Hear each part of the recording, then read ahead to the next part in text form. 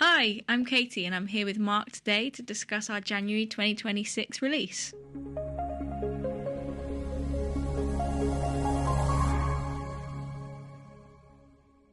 So the first thing we're going to discuss is the integration of the GSE feedback as signal reports.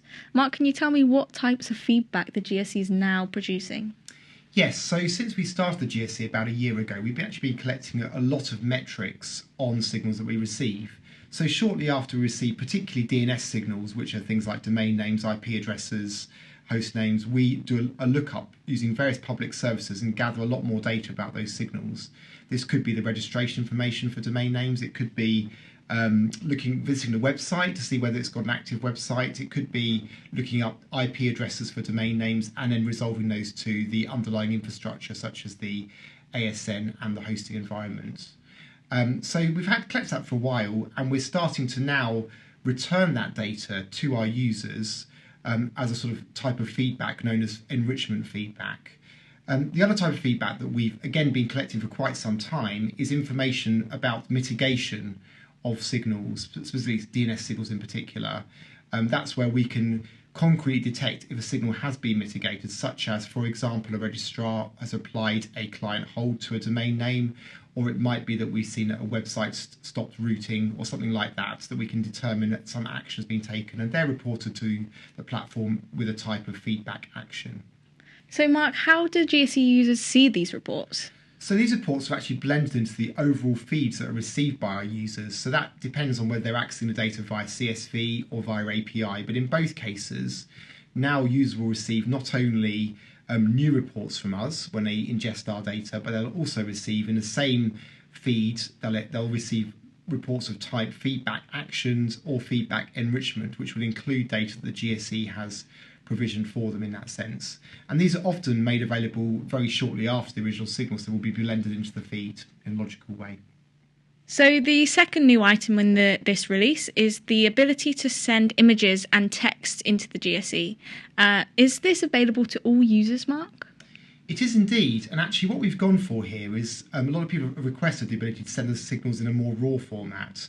It's not often practical for people to take the time to extract the signal from, say, an image that's been reported to them, and often it's unclear as to where the signal might sit within a message or within an image without lots of extra work. We have the ability on the GSE, using various AI techniques that we've employed, to automatically detect signals from within images and text, and therefore we can make that available as alternative API endpoints for people to upload data in that raw format. This data is then converted into standard signals and will appear in the signal feeds as usual, as per normal signals. The third item in this month's release is the addition of new single sign-ons. Mark, tell us a bit about that. Yeah, so already in the GSE for a while, many of you will have used the ability to single sign on to the GSE via Google, and that's been very popular. But increasingly, we're finding that certain of our customers have other requirements for single sign-on, and what we're starting to do is roll out new ways that they can incorporate their own single sign-on options into our platform.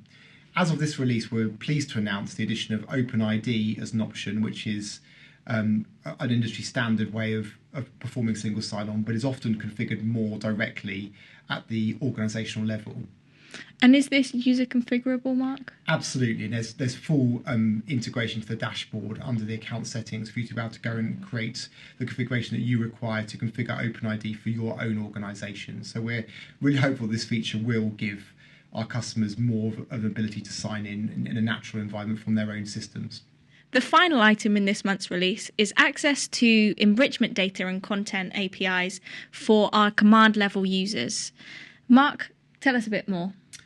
Yes, so we've mentioned already in earlier items in this video already that we've integrated new types of data into our feed, such as enrichment and other types of data. In order to facilitate better use of this data, we're opening up some enrichment data APIs which give direct access to not only the enrichment that we produce ourselves, but enrichment supplied by others, as well as providing access to the new upcoming GSE index in a rational way and other data as well. Another aspect to the work we've been doing recently is collecting the content where we can find it for signals. And we're pleased to announce for our command level users, they're able to access that content in a rational way as well via APIs. And do the usual API limits stand? They do generally, yes. However, there's one API in particular, which is what we call the complete API, which does now consume 2 API credits per call. That's because it has a much richer, deeper access to data. And we will find increasingly as we go forward with the GSE that we may find other APIs that are getting more and more rich, which will require more than the standard levels of credits. Brilliant. Well, thanks, Mark, for telling us about the new release this month. And for any additional details, please go to the website and see the notes in full.